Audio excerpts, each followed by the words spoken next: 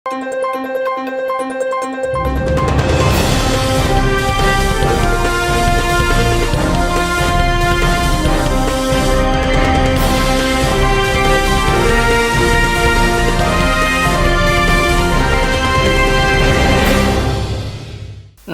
శివాభి news కి స్వాగతం. నా పేరు సురేష్. ఈనాటి వార్తల్లోని ముఖ్యాంశాలు.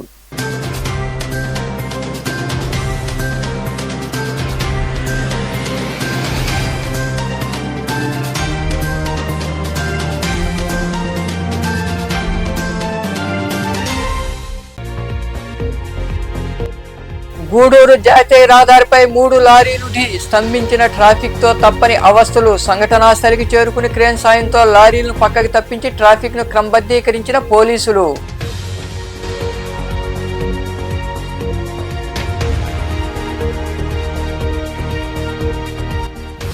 ఊరు పేరు లేని బ్రాండ్ తెచ్చింది చంద్రబాబే అంటూ తాడేపల్లిలో ఏర్పాటు చేసిన సమావేశంలో చంద్రబాబును విమర్శించిన మాజీ ముఖ్యమంత్రి జగన్మోహన్ రెడ్డి.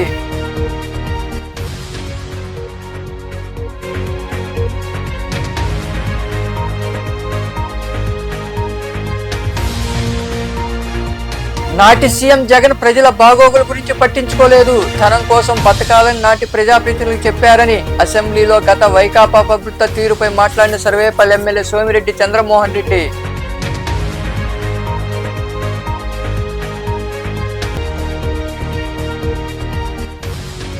వైభవంగా కోటమ్మ తల్లికి ప్రత్యేక పూజలు. కోట పట్టణంలో అలసిన శ్రీ కోటమ్మ తల్లి అమ్మవారి ఆలయం జరిగిన పూజలు, అన్నదాన కార్యక్రమాలు విరివిగా పాల్గొన్న భక్తులు.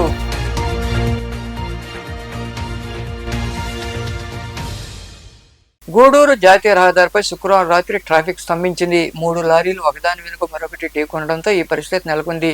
గ్రామీణ police station SI Manoj Kumar సిబ్బంది సంఘటనా స్థలికి చేరుకుని ట్రాఫిక్ ను క్రమబద్ధీకరించారు. గూడూరు పట్టణ సమీపంలోని జాతీయ రహదారిపై శుక్రవారం రాత్రి వెళ్తున్న లారీకి పంక్చర్ కావడంతో హైవేపై నిలిచిపోయింది. అదే సమయంలో వెనుకగా వస్తున్న లారీ ఆ లారీని ఢీకొంది. వెంటనే మరో లారీ వేగంగా వచ్చి ఢీకొంది. దీంతో 3 లారీలు ఢీకొనడంతో జాతీయ రహదారిపై ట్రాఫిక్ స్తంభించింది. సంఘటన జరిగిన వెంటనే గూడూరు గ్రామీణ పోలీసులు జాతీయ రహదారి వద్దకు చేరుకున్నారు. రహదారిపై ఉన్న లారీలను క్రేన్ సాయంతో పక్కకు తొలగించారు. అనంతరం ఎస్ఐ మనోజ్ కుమార్ సిబ్బంది ట్రాఫిక్ ను క్రమబద్ధీకరించారు. వాహన చోదకులకు ఇబ్బంది లేకుండా వారు చర్యలు తీసుకున్నారు. ఊరు పేరు లేని బ్రాండ్లు తెచ్చింది బాబేనని, బాగా తాగినోడు కూడా చంద్రబాబు లాగా అబద్ధాలు చెప్పడని మాజీ ముఖ్యమంత్రి వైఎస్ జగన్మోహన్ రెడ్డి ఆరోపించారు. తాడేపల్లిలో ఆయన మాట్లాడుతూ వైకాపా అధికారంలోకి వచ్చాక కొత్తగా ఒక డిస్టిలరీ కూడా అనుమతి ఇవ్వలేదన్నారు.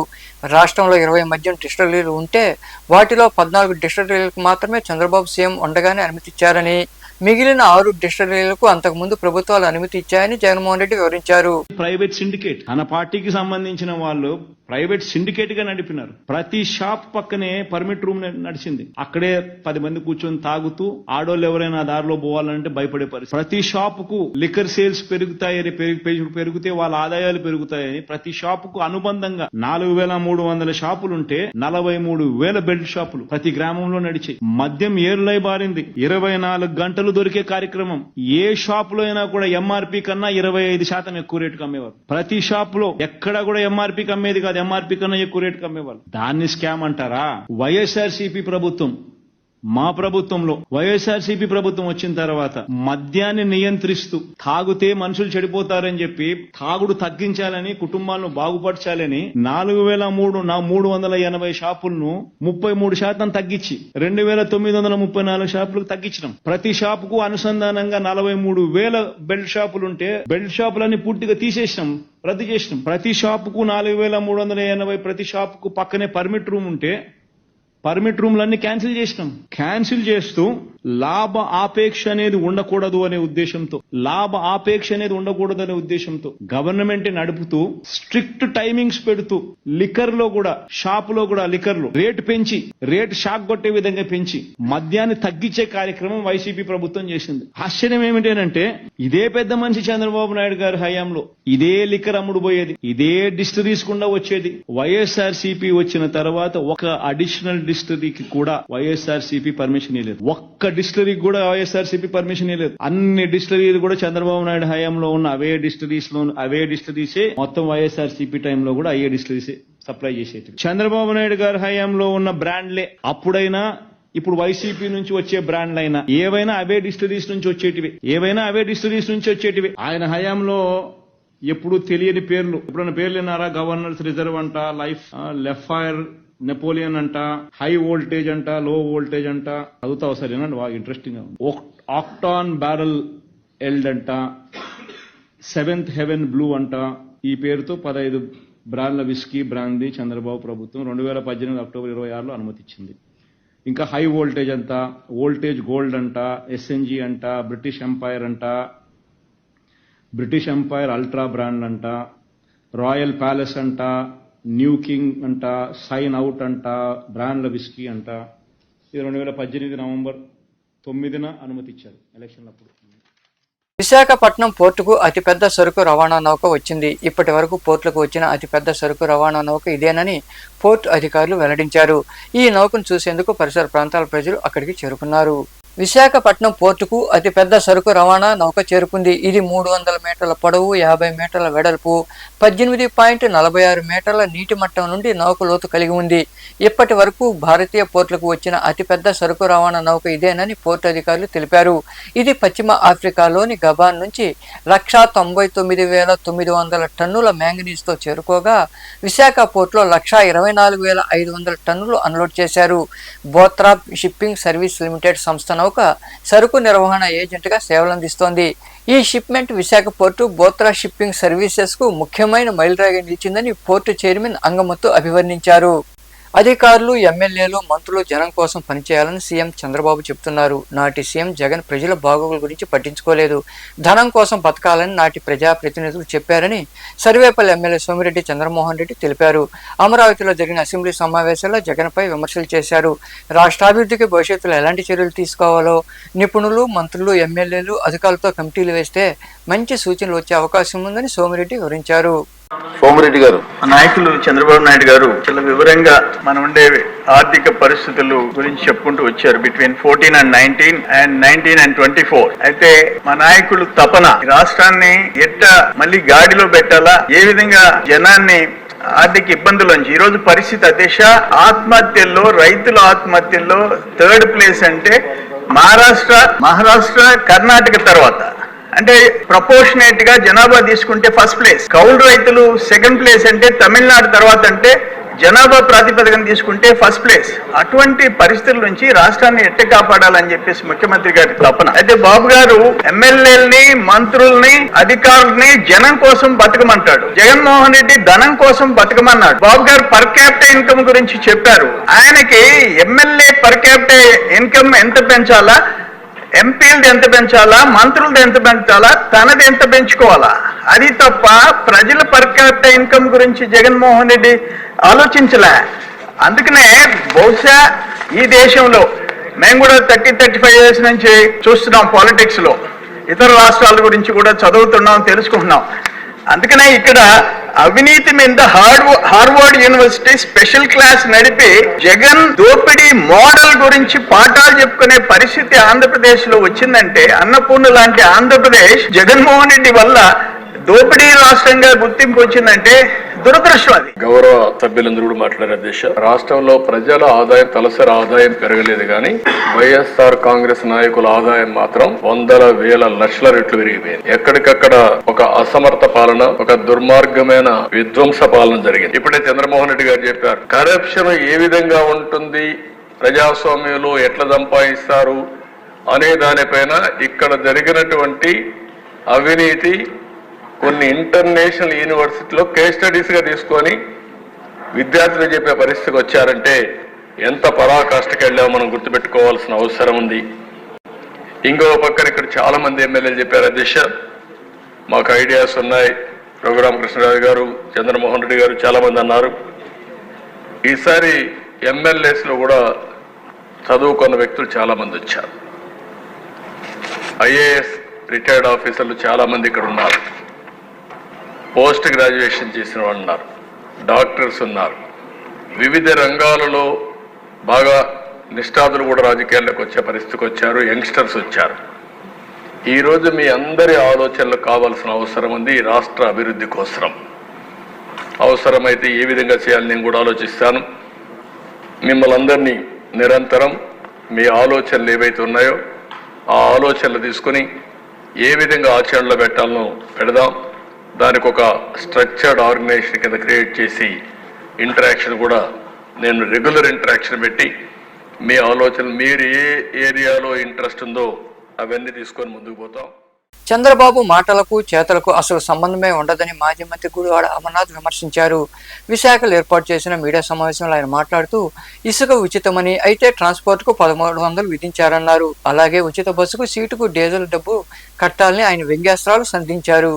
ఉచిత ఇసుక అన్నారు లేదా? ఉచిత ఇసుక అంటే అందరూ ఏమనుకున్నాం, డిపోల దగ్గర ఇసుక ఉంటది, వెళ్ళి తెచ్చుకోవడం అని చెప్పని అనుకున్నాం. ఇసుక ఫ్రీ, కానీ సేనరేజ్ ఛార్జెస్, లోడింగ్ ఛార్జెస్ ఇదంతా కలిపి టన్నుకు 1400 రూపాయలు అంట. అంటే 1394 బాటా రేటు, 1394 రూపాయలు టన్నుకి ఇసుక ఫ్రీయే. మరి లోడింగ్ ఛార్జెస్ ఎవరిస్తారు? సేనరేజ్ ఛార్జెస్ ఎవరిస్తారు? ఇవన్నీ మళ్ళీ కండిషన్స్ అప్లై. నిన్నటి నుంచి చూస్తా ఉన్నాం. Bus free, RTC bus free అన్నాడు కదా, బస్సు ఫ్రీయే. సీటుకి డబ్బు కట్టాలి, అందులో బస్సు వెళ్ళడానికి కావాల్సిన డీజిల్ డబ్బులు కట్టాలి. కరెంటు ఛార్జీలు పెంచాం, కానీ నాణ్యమైనటువంటి కరెంట్ కావాలంటే ఛార్జీలు పెంచాలి. ఇప్పుడు ఉన్నది నాణ్యమైంది కాదు, ఆయన ఇస్తారు నాణ్యమైంది, ఆ నాణ్యమైన దానికి డబ్బులు కట్టాలి. తల్లికి వందనం ఒక తల్లికి మాత్రమే, మళ్ళీ ఇద్దరు కావాలంటే ఇద్దరు పెళ్లి చేసుకోమంటాడేమో, 15,000 కావాలంటే. ఈ రకరకాలైనటువంటి కండిషన్స్ ఇవన్నీ చెప్పారా జనానికి ముందు, ప్రజలకు ముందు చెప్పారా? ఇద్దరు పిల్లలు ఉంటే 15,000 30,000 ఇస్తానన్నారు, కానీ తల్లి ఒకరితే ఉంటే 15,000 అని చెప్పి ఆ రోజు ఎందుకు చెప్పలేదు? అంటే ఇద్దరు పిల్లలు ఉంటే ఇద్దరు తల్లులు ఉండాలన్నమాట, 15,000 కావాలంటే. ఇన్ని కండిషన్స్ తో ఈ సూపర్ 6 ఎటు వెళ్ళిపోతుందో ఆయన ఇందాక మాటలో విన్నారు. 4,000 రూపాయలు పెన్షన్ ఇస్తాం, సరే ఇచ్చారు. వాలంటీర్లతో పంపిస్తాం, వాలంటీర్లు పంపిస్తామని చెప్పి ఆయనే చెప్పాడు. వాలంటీర్లు లేరు, మేము పెట్టాం, అందుకని మేము లేము కదా ఇప్పుడు అధికారంలో. మా కోసమే రాజీనామా చేస్తారు. పోనీ ఇప్పుడు మీ కొత్త వాళ్ళని పెట్టివచ్చు కదా, కొన్ని మీ తెలుగుదేశం పార్టీ వాళ్ళు పెట్టుకొని, లేకపోతే నీతి నిజాయితీగా ఎవరైతే చదువుకున్నారో వాళ్ళందరినీ పెట్టియండి. ఏది ఏమైనప్పటికీ ఇప్పుడు ఉన్నటువంటి పరిస్థితుల్లో కొన్ని గత ఎన్నికల ప్రచారాల్లో చేసినటువంటి కొన్ని ప్రకటనలు పరిపాలనలోకి వచ్చిన తర్వాత వాటికి విరుద్ధంగా ఉన్నాయి, వీటికి అనుమానాలు ఉన్నాయి, ఆందోళన కలిగిస్తూ ఉంది ప్రజల్ని. ఈ ఆందోళనని, ఈ ప్రశ్నలకు సమాధానాలు చెప్పాల్సిందిగా, వాటిని నివృత్తి చేయాల్సిందిగా మేము కోరుతా ఉన్నాం. నెల్లూరులోని బీవీ నగర్లో ఏర్పాటు అయిన కేఎన్ఆర్ పాఠశాల గోడ కూలింది. అదే సమయంలో అక్కడే ఉన్న 9వ తరగతి చదువుతున్న విద్యార్థి మహేంద్రపై గోడ పడడంతో అక్కడికక్కడే మృతి చెందాడు. ఈ మేరకు పోలీసులు కేసు నమోదు చేసి దర్యాప్తు చేస్తున్నారు. నెల్లూరులోని బీవీ నగర్లో ఏర్పాటు అయిన కేఎన్ఆర్ పాఠశాల గోడ కూలి మహేంద్ర అనే 9వ తరగతి చదువుతున్న విద్యార్థి మృతి చెందాడు. నిర్మాణంలో ఉన్న భవన గోడ కూలడంతో ఈ ప్రమాదం చోటు చేసుకుంది. విద్యార్థి మృతి చెందాడన్న విషయం తెలుసుకున్న ప్రభుత్వం స్పందించింది. గోడ కూలి మృతి చెందిన విద్యార్థి మహేంద్ర కుటుంబానికి 5 లక్షల రూపాయల ఆర్థిక సాయం ప్రకటించింది. ఈ సంఘటనపై పోలీసులు కేసు నమోదు చేసి దర్యాప్తు చేస్తున్నారు. కోట పట్టణంలో వెలసిన శ్రీ కోటమ్మ తల్లి అమ్మవారి ఆలయంలో అమ్మవారిని విశేషంగా అలంకరించి ప్రత్యేక పూజలు చేశారు. భక్తులు విరిగా పాల్గొని కోటమ్మ తల్లిని దర్శించుకుని తీర్థ ప్రసాదాలు స్వీకరించారు. అనంతరం ఆలయ ధర్మకర్త నల్లపరెడ్డి జగన్మోహన్ రెడ్డి, లక్ష్మీ కవితమ్మ దంపతుల ఆధ్వర్యంలో దాతల సహకారంతో అన్నదాన కార్యక్రమం జరిగింది. ఉభయదాతలుగా దుడ్డు కేశవులు, అరుణమ్మ, నరేంద్ర, విద్యాలత, సువీక్ష సాయి వారి కుటుంబ సభ్యులు వ్యవహరించారు.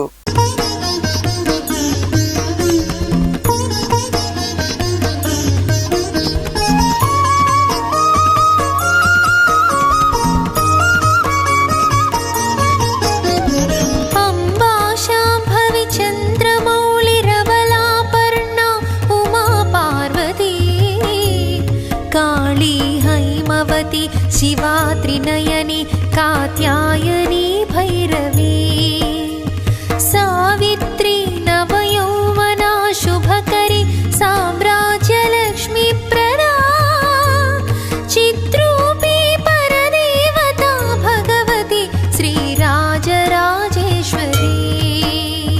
श्रीराजराजेश्वरी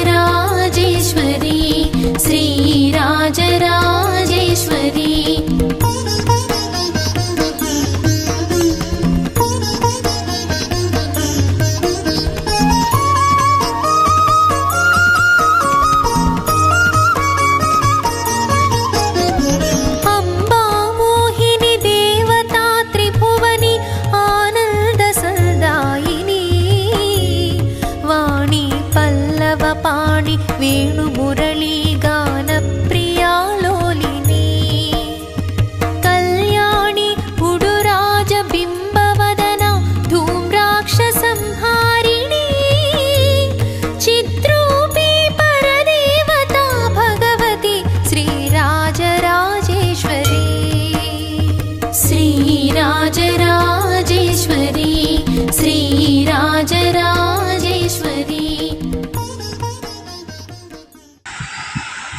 2021 సంవత్సరం డిసెంబర్ నుంచి ప్రతి శుక్రవారం జరుగుతున్నటువంటి ఈ మహాప్రసాద వినియోగ కార్యక్రమం చాలా చక్కగా జరుగుతుంది.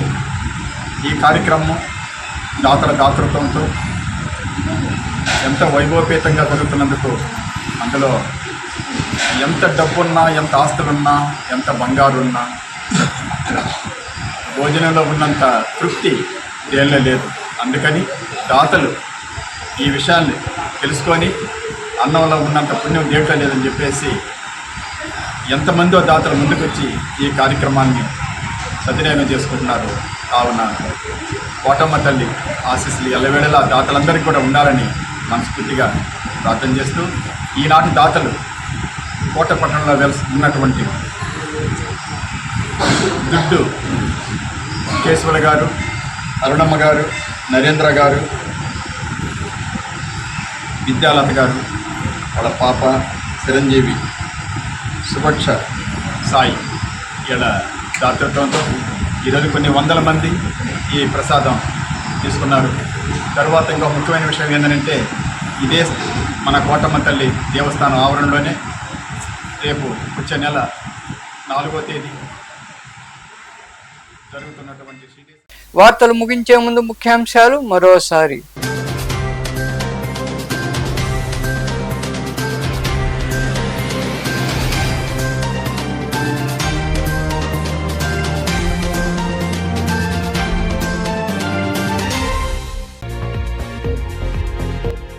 గూడూరు జాతీయ రహదారిపై 3 లారీలు స్తంభించిన ట్రాఫిక్ తో తప్పని అవస్థలు. సంఘటనా స్థలికి చేరుకుని క్రేన్ సాయంతో లారీలను పక్కకి తప్పించి ట్రాఫిక్ ను క్రమబద్ధీకరించిన పోలీసులు.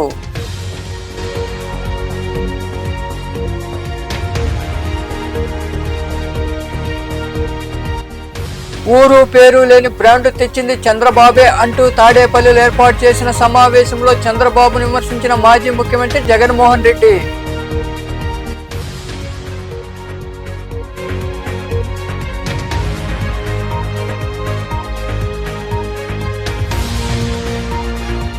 నాటి సీఎం జగన్ ప్రజల బాగోగుల గురించి పట్టించుకోలేదు, ధనం కోసం బతకాలని నాటి ప్రజాప్రతినిధులకు చెప్పారని అసెంబ్లీలో గత వైకాపా ప్రభుత్వ తీరుపై మాట్లాడిన సర్వేపల్లి ఎమ్మెల్యే సోమిరెడ్డి చంద్రమోహన్ రెడ్డి.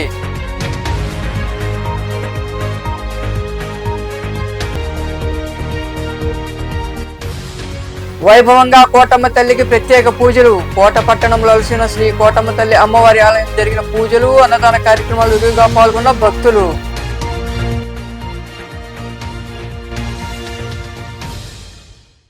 ఈ వార్తలు ఇంతటితో సమాప్తం. తిరిగి ప్రసారం శివాభినీసులు మళ్ళీ కలుద్దాం. అంతవరకు సెలవు. నమస్తే.